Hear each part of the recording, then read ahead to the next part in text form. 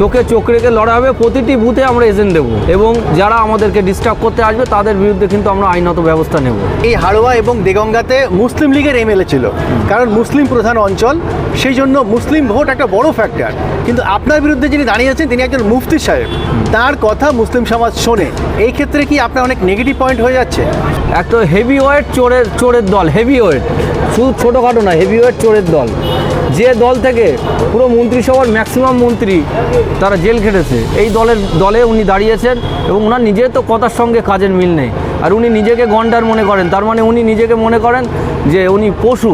আমরা সবাইকে একসঙ্গে নিয়ে এই সাম্প্রদায়িক শক্তি এবং দুর্নীতিবাজদের বিরুদ্ধে সংগঠিতভাবে লড়তে চাই। আইএসএফ এর সঙ্গে আমাদের যে বন্ধন তা অত্যন্ত মজবুত আমরা করেছি। পন্থীরা ঐক্যবদ্ধভাবে এই লড়াইয়ে সমবেত হয়েছে, মানুষের ঢল নামছে।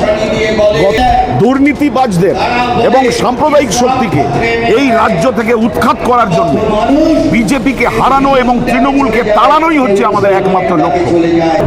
কর্মীরাই দলের আসল মেরুদণ্ড, আর কর্মীরাই কিন্তু ভোট প্রচারের জন্য আসল শক্তি। তাই কর্মী সম্মেলনে আমরা আজকে দেখলাম যে হাড়োয়া 121 বিধানসভাতে বাম এবং আইএসএফ মিলে কর্মী সম্মেলন করলো এবং সেখানে আমরা দেখছি যে উপস্থিত আছেন হাড়োয়া 121 আইএসএফ প্রার্থী পিয়ারুল ইসলাম। আমরা আপনার থেকে জানতে চাইবো যে আজকের কর্মী সম্মেলন কতটা সফল। আজকের কর্মী সম্মেলন কতটা সফল সেটা আপনারাই দেখতে পাচ্ছেন। এখানে জনস্রোত বয়ে গেছে। টোটাল আমরা যেখানে কর্মী সম্মেলনের জন্য যে জায়গাটা নিয়েছিলাম টোটাল ফুল হয়ে গেছে এবং আমরা চাইবো শুধু জনস্রোত বয়ে গেলে হবে না। কর্মী সম্মেলনে আমরা বার্তা দিয়েছি যে যারা এখানে উপস্থিত হয়েছে একদম তারা এই কর্মীরাই আমাদের দলের মেরুদণ্ড এবং কর্মীরাই দলের মেন শক্তি। প্রত্যেক বুথে তারা কিন্তু চোখে চোখ রেখে লড়াই দেবে, প্রত্যেক বুথে এজেন্ট দিয়ে, কোনো ছাড় হবে না। কিন্তু আমরা দেখেছি যে আপনি বাই ইলেকশনে দাঁড়িয়েছিলেন কিন্তু খুব ভালো ফলাফল হয়নি, এবারে কেমন আশা করছেন? অবশ্যই শক্তিশালী সংগঠন হয়েছে, যেমন সংগঠন হয়েছে সেইভাবে আপনারা দেখতে পারবেন 29 তারিখে কেমনভাবে ভোট হয়, আর 4 তারিখে আপনারা দেখতে পাবেন যে কেমন ফলাফল। সেটা তো আমি এখন থেকে বললে হবে না যে আমি যদি 200 বুথে এজেন্ট দিতে পারি আমি বলবো যে জিতে যাচ্ছি 250 বুথে এজেন্ট দেবো, এগুলো তো বললে হবে না। চোখে চোখ রেখে লড়া হবে, প্রতিটি বুথে আমরা এজেন্ট দেবো এবং যারা আমাদেরকে ডিস্টার্ব করতে আসবে তাদের বিরুদ্ধে কিন্তু আমরা আইনত ব্যবস্থা নেব। কিন্তু এই যে বাম সমর্থিত আপনি আইএসএফ প্রার্থী, সেখানে আজকে যে বাম এবং আইএসএফের সম্মিলিত একটি কর্মী সভা হলো, বামেদের কতটা সাড়া পাচ্ছেন বা কতটা সহযোগিতা পাচ্ছেন? অবশ্যই 100% সহযোগিতা আছে। তারা প্রত্যেক বুথ লেভেল থেকে শুরু করে একদম অঞ্চল থেকে ব্লক থেকে শুরু করে বিধানসভা লেভেল সব জায়গায় কোঅপারেট করছে তারা আমাদের সঙ্গে। তারাও 100% দিচ্ছে তাদের, যাতে আমরা জিততে পারি, হাড়োয়া বিধানসভা জিতিয়ে যাতে আমরা বিধানসভাতে নওশাদ সিদ্দিকী ভাইজানের হাতকে শক্ত করতে পারি, তারাও চেষ্টা করছে। আমরা একসময় দেখেছি এই হাড়োয়া এবং দেগঙ্গাতে মুসলিম লীগের এমএলএ ছিল, কারণ মুসলিম প্রধান অঞ্চল, সেই জন্য মুসলিম ভোট একটা বড় ফ্যাক্টর। কিন্তু আপনার বিরুদ্ধে যিনি দাঁড়িয়েছেন তিনি একজন মুফতি সাহেব, তার কথা মুসলিম সমাজ শোনে। এই ক্ষেত্রে কি আপনার অনেক নেগেটিভ পয়েন্ট হয়ে যাচ্ছে? কে দাঁড়িয়েছে আমার বিরুদ্ধে সেটা বড় ব্যাপার না, কোন দলের বিরুদ্ধে আমি লড়াই করছি সেটাই হচ্ছে ব্যাপার। একটা হেভিওয়েট চোরের দল, হেভিওয়েট, শুধু ছোটোখাটো না, হেভিওয়েট চোরের দল। যে দল থেকে পুরো মন্ত্রিসভার ম্যাক্সিমাম মন্ত্রী তারা জেল খেটেছে, এই দলে উনি দাঁড়িয়েছেন এবং ওনার নিজের তো কথার সঙ্গে কাজের মিল নেই। আর উনি নিজেকে গন্ডার মনে করেন, তার মানে উনি নিজেকে মনে করেন যে উনি পশু একটা। নিজেকেই বলছে যে উনি গন্ডার, ওনার দলের কর্মীরা গন্ডাররা কিন্তু এই হাড়োয়াতে ওদের স্থান নেই, ওদের ঠাঁই নেই। তাদের স্থান জঙ্গলে, সুন্দরবন জঙ্গলে গন্ডার যাক ওখানেই থাকবে। আর আমাদেরকে বলেছে ছাগলের বাচ্চা। আমি গর্বিত হয়ে বলছি ছাগলের বাচ্চারা কিন্তু সমাজে স্থান আছে এবং ছাগলের সমাজের ভূমিকা আছে। ছাগলকেই সমাজ প্রাধান্য দেবে, গন্ডারকে কিন্তু প্রাধান্য দেবে না। আমরা দেখেছি যে এই হাড়োয়া বিধানসভায় মানে একটা অন্য ধরনের সবসময় ভোট হয়ে থাকে। তো এবারের যে ভোটটা আসছে 2026 আসন্ন বিধানসভা, সেখানে আপনারা কেমন ভোট আশা করছেন? অবশ্যই ফেয়ার ভোট, আমরা ফেয়ার ইলেকশন যাতে হয় তার আমরা আশা করছি 100%ভাবে। ইলেকশন কমিশনার আশা করি তারা সঠিকভাবে ইলেকশনটা করাবে।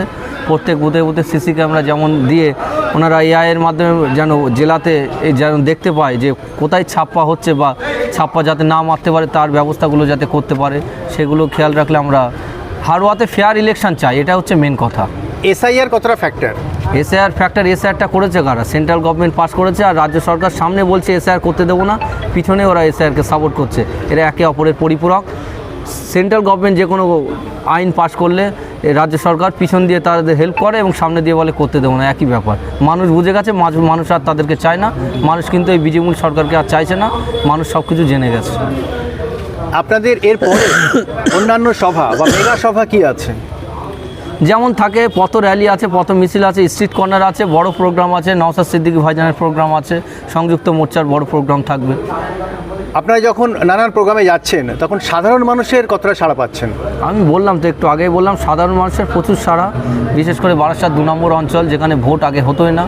আপনারা দেখেছেন দাঁতপুর অঞ্চলে আমরা কিছুদিন আগে আমরা র্যালি করেছি নওশাদ সিদ্দিকী ভাইজান উপস্থিতিতে, এবং সেখানে মানুষের ঢল নেমে গেছিলো।